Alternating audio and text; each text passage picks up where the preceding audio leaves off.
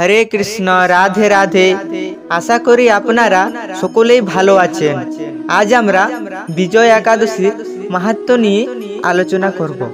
আর আপনারা যারা একাদশী করেন না তাদের জন্য কিন্তু এই একাদশীর মাহাত্ম্য শ্রবণ করা অত্যন্ত গুরুত্বপূর্ণ। কারণ এই একাদশী যদি আপনারা শুধুমাত্র শ্রবণ করেন তাহলে আপনারা বাজপেয়ী যজ্ঞের ফল লাভ করতে পারবেন। আর যারা একাদশী করে শ্রবণ করবেন তাদের জন্য তো আর কোনো কথাই নেই। স্বয়ং ভগবান রামচন্দ্র এই বিজয় একাদশী পালন করেছিলেন যুদ্ধে বিজয় হওয়ার জন্য। তাই বন্ধুরা, আপনারা এই একাদশী মাহাত্ম্যটি সম্পূর্ণ শ্রবণ করবেন। আর আপনি যদি আমাদের এই ডিএন কৃষ্ণ লীলা কথা চ্যানেলে নতুন হয়ে থাকেন তো চ্যানেলটি সাবস্ক্রাইব করে কমেন্টে জয় শ্রীরাম লিখতে ভুলবেন না। তো চলুন বন্ধুরা, ভিডিওটি শুরু করা যাক। স্কন্দ পুরাণে এই একাদশীর মাহাত্ম্য এইভাবে বর্ণিত রয়েছে। মহারাজ যুধিষ্ঠির শ্রীকৃষ্ণকে বললেন, হে বাসুদেব, ফাল্গুন মাসের কৃষ্ণপক্ষের একাদশীর মাহাত্ম্য অনুগ্রহ করে আমাকে বলুন। শ্রীকৃষ্ণ বললেন, হে যুধিষ্ঠির, এই একাদশী বিজয়া নামে পরিচিত। এই একাদশী সম্পর্কে একসময় দেবর্ষি নারদ স্বয়ম্ভু ব্রহ্মাকে জিজ্ঞাসা করেছিলেন। তিনি এই প্রসঙ্গে যা বলেছিলেন তা আমি এখন তোমাকে বলছি।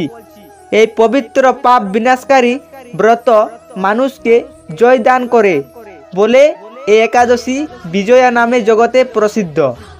পুরাণকালে শ্রী রামচন্দ্র 14 বছরের জন্য যখন বনে গিয়েছিলেন, সীতা ও লক্ষ্মণের সঙ্গে তিনি পঞ্চবটী বনে বাস করতেন। সেই সময় লঙ্কাপতি রাবণ দেবী সীতাকে হরণ করে। সীতার অনুসন্ধানে রামচন্দ্র চতুর্দিকে ভ্রমণ করতে থাকেন। তখন মৃতপ্রায় জটায়ুর সাথে তার সাক্ষাৎ হয়।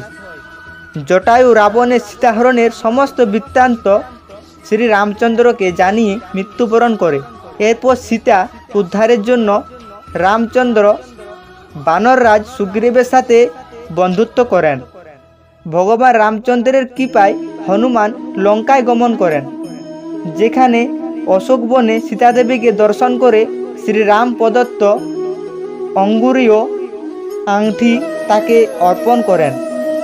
ফিরে এসে শ্রীরামচন্দ্রের কাছে লঙ্কার সমস্ত ঘটনার কথা ব্যক্ত করেন। হনুমানের কথা শুনে রামচন্দ্র সুগ্রীবের পরামর্শে সমুদ্রের তীরে যান। সেই দুস্তর সমুদ্র দেখে তিনি লক্ষ্মণকে বললেন, হে লক্ষ্মণ, কিভাবে এই অগাধ সমুদ্র পার হওয়া যায় তার কোনো উপায় খুঁজে পাচ্ছি না। উত্তরে লক্ষ্মণ বললেন, হে পুরুষোত্তম, সর্বজ্ঞাতা আদিদেব আপনি, আপনাকে আমি কি উপদেশ দেব? তবে বক দাল্লভ্য নামে এক ঋষি এই দ্বীপে বাস করেন। এখান থেকে 4 মাইল দূরে তার আশ্রম। হে রাঘব, আপনি সে প্রাচীন ঋষি শ্রেষ্ঠকে এর উপায় জিজ্ঞাসা করুন। লক্ষ্মণের মরণ কথা শুনে তারা সেই মহামুনির আশ্রমে উপনীত হলেন। ভগবান রামচন্দ্র ভক্তরাজ সেই মুনিকে প্রণাম করলেন। মুনি রামচন্দ্রকে পুরাণ পুরুষ বলে জানতে পারলেন। আনন্দ ভরে জিজ্ঞাসা করলেন, হে রামচন্দ্র, কি কারণে আপনি আমার কাছে এসেছেন তা কৃপা করে আমাকে বলুন। শ্রী রামচন্দ্র বললেন, হে মুনিবর, আপনার কৃপায় সৈন্যসহ আমি এই সমুদ্র তীরে উপস্থিত হয়েছি। রাক্ষস রাজের লঙ্কা বিজয় করাই আমাদের প্রধান উদ্দেশ্য। যাতে এই ভয়ঙ্কর সমুদ্র উত্তীর্ণ হতে পারি তার উপায় জানবার জন্য আমরা আপনার কৃপা প্রার্থনা করি।